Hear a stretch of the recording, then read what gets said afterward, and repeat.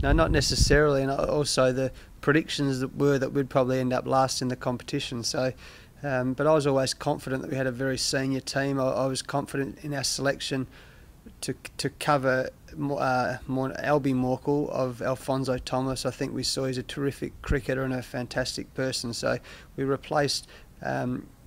It's very difficult to replace guys like Mitchell Marsh, hard-hitting middle-order batsman who's an all-rounder, and Pat Cummins, one of the most exciting fast bowling talents in the world. So it's hard to replace those, but we brought in a couple of young batting all-rounders. And I was confident always that we had enough experience and enough talent to do well.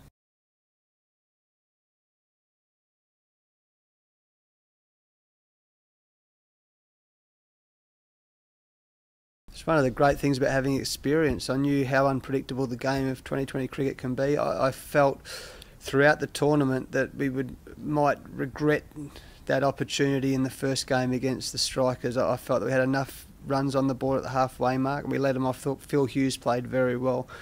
But I still knew that you're only a couple of wins away from one, gaining some momentum back, and two, being back amongst it. It's always a close competition in 2020 cricket. So I was never panicking. I thought Simon Kadich was excellent for that as well. We've all seen enough cricket. He was a nice, even tempoed.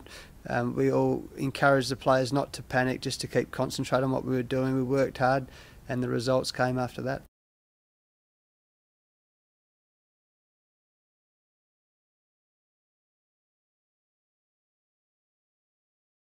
Very important. The Sixers was always going to be a dangerous team. On a wicket, Sydney wicket which spins, they had Nareen from the West Indies, who's always dangerous.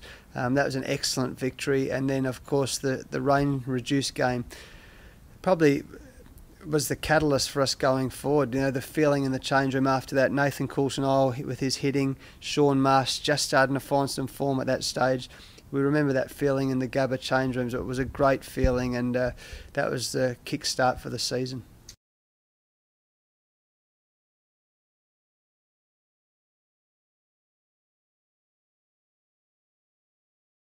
Yeah, most definitely, and it was a big ask. Alfonso Thomas had flown back to England to be with his family, and then to come back. And there was the way he came back, and then the way we played here at the Furnace, that again kick-started our form at playing at the Furnace in front of this great crowd. So it was a big game for us, and like I say, it was another good opportunity, another good experience.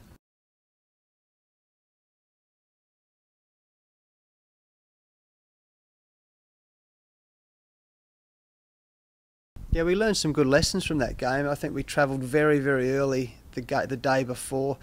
We got there and it was freezing cold, and we just didn't switch on. We played on a wicket which had a very small boundary on one side, quite a strong breeze, cold breeze, and we just didn't play to those conditions. But that was a great lesson to us also, that even though we were playing well at the time, no one's unbeatable, particularly in 2020 cricket. So it was probably a good wake-up call for us, actually, and it was a good reminder that we've got to be at our best all the time to make the finals.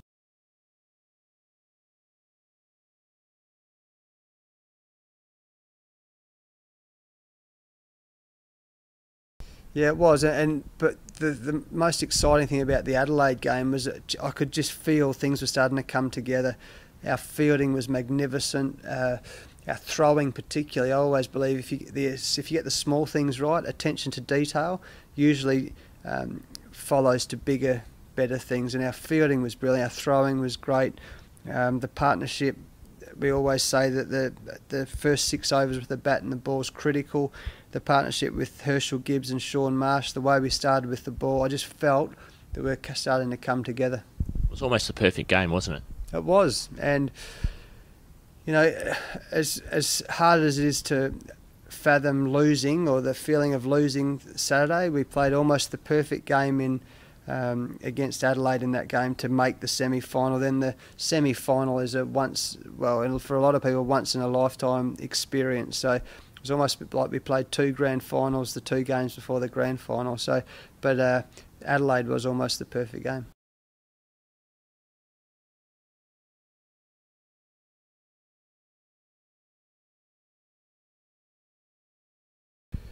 Yeah, they played well. Strategically, opening with Cameron White threw us a little bit, and it was a very good move. Probably typical Shane Warne move to do something a bit outside the square, and he played well. Brad Hodge, the veteran, played extremely well. So they had put together quite a daunting target, but I knew how good this wicket was, and I also knew how fast the outfield was for that game. So that one over that Sean Marsh played off Alex Keith will stick with me for a long time. I've seen a lot of standing ovations in my time, but never during an over. Like, he got a standing ovation at the end of that over, and that's where I realised how this atmosphere can really have a huge impact on how we play our cricket. So that was a great game, very, very exciting. The rain, in a sense, maybe helped us because we had a smaller run chase, but however we looked at it, it was one of the great games of cricket I've been involved with.